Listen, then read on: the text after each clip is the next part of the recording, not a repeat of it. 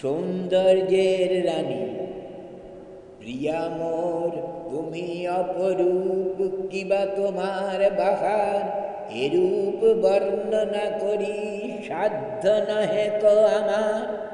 তব কেশের সুন্দর শোভায় প্রজাপতি নেমে আসে, উজ্জ্বল চোখের মনিতে তব চাঁদের আলো ভাসে।